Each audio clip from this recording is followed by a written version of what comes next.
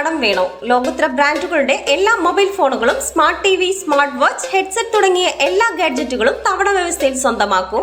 ജ്യോതി mobiles, Eroor. മലയോര മേഖലയുടെ സ്വന്തം എഴുത്തുകാരൻ ബാബു തടത്തിൽ രചിച്ച 12ാമത് നോവൽ തെന്മലയോരം പ്രകാശനം ചെയ്തു. തെന്മല വനം വിജ്ഞാന കേന്ദ്രത്തിൽ വെച്ച് നടന്ന ചടങ്ങിൽ അലേമൺ ഗ്രാമപഞ്ചായത്ത് പ്രസിഡന്റ് എസ് ആനന്ദ് നോവൽ പ്രകാശനം നടത്തി ആദ്യ പതിപ്പ് കൈമാറി.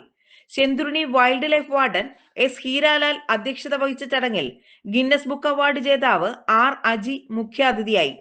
തെന്മല ഗ്രാമപഞ്ചായത്ത് വൈസ് പ്രസിഡന്റ് എബി ഷൈനു, കുളത്തൂപ്പുഴ ഗ്രാമപഞ്ചായത്ത് അംഗം എസ് ചന്ദ്രകുമാർ, അലേമൺ ഗ്രാമപഞ്ചായത്ത് അംഗം Geetha Anil, wild life assistant warden T S Sachu തുടങ്ങി നിരവധി പേർ സന്നിഹിതരായിരുന്നു. തെന്മലയുടെ ഗ്രാമഭംഗിയിൽ കുടുംബ ബന്ധങ്ങളുടെ കഥ പറയുന്നതാണ് തെന്മലയോരം നോവലിന്റെ ഇതിവൃത്തമെന്ന് കഥാകൃത്ത് ബാബു തടത്തിൽ പറഞ്ഞു. ആ ധനത്തിന്റെയും സമ്പത്തിന്റെയും ആധിക്യ നിമിത്തം അദ്ദേഹത്തിന്റെ പിന്നാലെ വന്ന തലമുറകൾ അവരുടെ കുടുംബ ബന്ധങ്ങൾ ശിഥിലമാവുകയും ചെയ്യുന്നതായ ഒരു അനുഭവം എൻ്റെ മനസ്സിൽ ഫീൽ ചെയ്യുകയും അത് ഒരു നോവലാക്കി മാറ്റുകയുമാണ് ചെയ്തിരിക്കുന്നത്.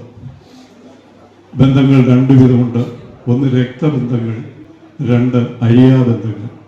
രക്തം കൊണ്ട് ബന്ധിപ്പിക്കുമ്പോഴാണ് ബന്ധങ്ങൾ രക്തബന്ധങ്ങളാകുന്നത്.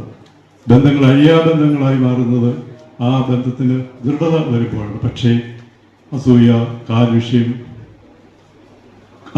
കുന്നായ്മ, കുശുമ്പ്, ധനത്തോടുള്ള ആർത്തി ഇതെല്ലാം ചേരുമ്പോൾ ബന്ധങ്ങൾ ശിഥിലമാകും. അങ്ങനെ ശിഥിലമായ ആ ഒരു കുടുംബ ബന്ധത്തിന്റെ കഥയാണ് 2023 കറന്റ് ബുക്സ് പ്രസിദ്ധീകരിച്ച ഇനി ജ്യോത്സ്ന മേരി ഉറങ്ങട്ടെ എന്ന നോവലിന് ശേഷമാണ് 12ാമത് നോവൽ തെന്മലയോരം എഴുതിയിരിക്കുന്നത്. നാട്ടുവാർത്ത, തെന്മല.